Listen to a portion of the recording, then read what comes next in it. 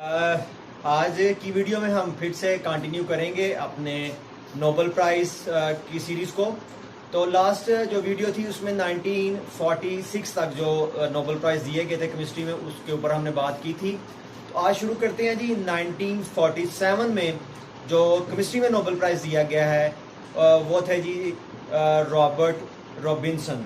Robert Robinson को जो इनकी कंट्रीब्यूशन थी वो थी अल्कोलाइड सिंथेसिस की। अल्कोलाइड जो है ये बेसिकली जो है हमारे पास हिट्रो साइक्लिक जो है एरोमेटिक कंपाउंड्स हैं जिनमें नाइट्रोजन होता है। ये बेसिक इन नेचर हैं, प्लांट्स में पाए जाते हैं। Cocaine, morphine, strychnine. जो स्ट्राइकिनिन है कहते हैं जी कि बहुत ही बाइटर टेस्ट, दुनिया में जो सबसे कड़वी चीज़ है वो जी स्ट्राइकिनिन है। और स्ट्राइकिनिन की जो पेन है ये दुनिया में सबसे ज़्यादा है। मॉर्फिन, कोकीन, जो है क्विनीन, ये सारे के सारे अल्कलॉइड्स हैं। तो ये जो रॉबर्ट रॉबिन्सन है इन्होंने 1917 में एक अल्कलॉइड है ट्रोपोनिन। ट्रोपोनिन को जो है वो इन्होंने सिंथेसाइज किया सिर्फ 3 प्रिकर्सर से। उससे पहले ट्रोपोनिन जो है उसको सिंथेसाइज करना बड़ा मुश्किल काम था, लेकिन ये एक रैपिड मेथड था जिसमें ट्रोपोनिन को जो है वो सिंथेसाइज किया गया, जो कि एक अल्कलॉइड है। इसी तरह से जो है 1948 में अगर हम बात करें तो इस साल जो नोबेल प्राइज़ दिया गया ये साइंटिस्ट हैं जी एरिन टीजिलस। और ये जो टीजिलस हैं इनको नोबेल प्राइज़ दिया गया इलेक्ट्रोफोरेसिस के ऊपर। इलेक्ट्रोफोरेसिस बड़ी एडवांस जो है वो टेक्निक है, डीएनए एनालिसिस जो है वो हम करते हैं इलेक्ट्रोफोरेसिस की मदद से। तो ये जो टीजिलस है इन्होंने ये ऑब्जर्व किया कि जब आपके पास एक जो है डैम पेपर होता है उसके ऊपर आप कुछ पोलर मालिक्यूल रख दें और उसको इलेक्ट्रिसिटी जो है वो लगाएं, तो होता क्या है कि वो जो पोलर मालिक्यूल हैं वो मूव करना शुरू कर देते हैं अपने रिस्पेक्टिव इलेक्ट्रोड्स की तरफ। इस तरह से हम उनको सॉर्ट आउट कर सकते हैं। तो इलेक्ट्रोफोरेसिस की को डिज़ाइन करने पे 1948 में जो है वो नोबेल प्राइज़ दिया गया एरिन टीजिलस को। इसके बाद 1949 की अगर हम बात करें तो इस साल जो है नोबेल प्राइज़ वो दिया गया विलियम एफ गियाको को। तो ये जो गियाको साहब हैं इन्होंने स्टडी किया था केमिकल का behaviour at low temperature. Magnetic field की मदद से इन्होंने लो टेम्परेचर जो है वो अचीव किया। तो ये थर्मोडायनामिक्स से रिलेटेड इनकी जो है वो रिसर्च थी। 1950 बड़ा मशहूर ऑर्गेनिक रिएक्शन है डील्स एल्डर सिंथेसिस। तो 2 साइंटिस्ट को नोबेल प्राइज़ दिया गया, उसमें ऑटो डीजल हैं, ऑटो डील्स हैं और कुर्ट जो है एल्डर हैं। इन दोनों को जो है वो डील्स एल्डर रिएक्शन पे नोबेल प्राइज़ दिया गया।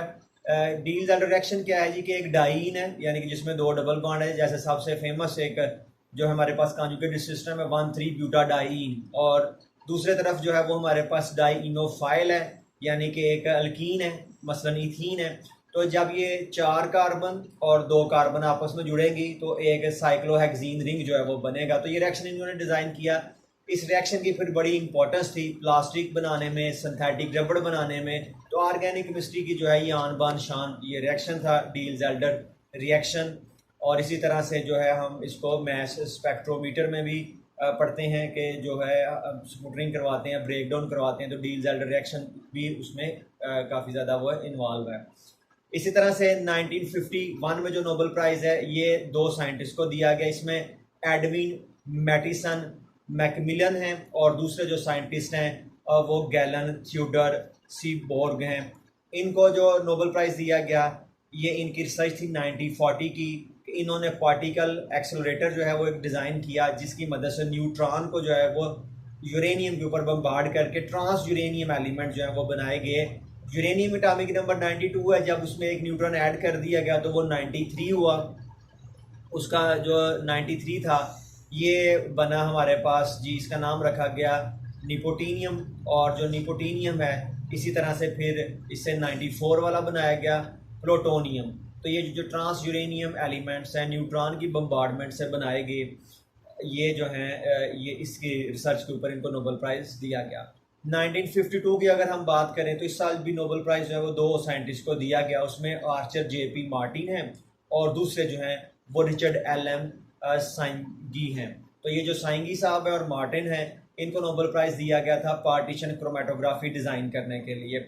इन्होंने जो गैसियस मिक्सचर थे उनकी जो है वो पार्टीशन क्रोमेटोग्राफी करवाई at various liquid, partition chromatography हम सबको ही पता है कि पार्टीशन क्रोमेटोग्राफी ऐसी क्रोमेटोग्राफी होती है जिसमें स्टेशनरी फेज जो है वो हमारे पास क्या है, वो एक लिक्विड है। तो स्टेशनरी फेज एक लिक्विड है, जबकि जो हमारे पास मोबाइल फेज है वो डिफरेंट गैसेस मिक्सर थे। तो इसी तरह से वो जो गैसेस हैं उनकी सॉल्युबिलिटी जो है वो डिफरेंट थी, तो वो लिक्विड में डिजॉल्व होती गई एट डिफरेंट कंसनट्रेशन। 1953 की अगर हम बात करें तो इस साल जो नोबेल प्राइज़ केमिस्ट्री में दिया गया है, ये दिया गया था हरमन स्ट्रोडिंगर को। हरमन स्ट्रोडिंगर को जो है नोबेल प्राइज़ दिया गया था, इनकी रिसर्च थी मैक्रो मॉलिक्यूल्स के ऊपर। ये जो 20वीं सेंचुरी है इसके शुरू में ये बड़ा ज़्यादा एक जो है वो बहस थी जी कि जो मॉलिक्यूल्स हैं उनका साइज़ कितना होता है, मॉलिक्यूल जो है वो किस तरह से बनेंगे। तो स्ट्रोडिंगर ने बताया कि जो मॉलिक्यूल का साइज़ है वो मिलियन ऑफ एटम ऑफ जो है वो एटम से ज़्यादा हो सकता है, मिलियन ऑफ एटम जो है वो एक मॉलिक्यूल बना सकते हैं। तो ये जो मैक्रो मॉलिक्यूल्स का साइज़ मेजर करना था, मैक्रो मॉलिक्यूल्स को इंट्रोड्यूस करवाना था, इसका सेहरा जो है वो हो जाता है जी हरमन स्ट्रोडिंगर को। 1953 का नोबेल प्राइज़ इन्होंने विन किया। 1954 का जो नोबेल प्राइज़ है ये केमिस्ट्री में बड़ी एक जो है वो मशहूर मरूफ शख्सियत हैं, यानी कि इनको 2 नोबेल प्राइज़ दिए गए, एक 1954 में केमिस्ट्री में और उसके 8 साल बाद इनको पीस का नोबेल प्राइज़ जो है वो भी दिया गया है। तो ये जो बड़ी रेडिकल शख्सियत है ये हैं जी लाइनस फॉलिंग। लाइनस फॉलिंग जो है अमेरिका के रहने वाले।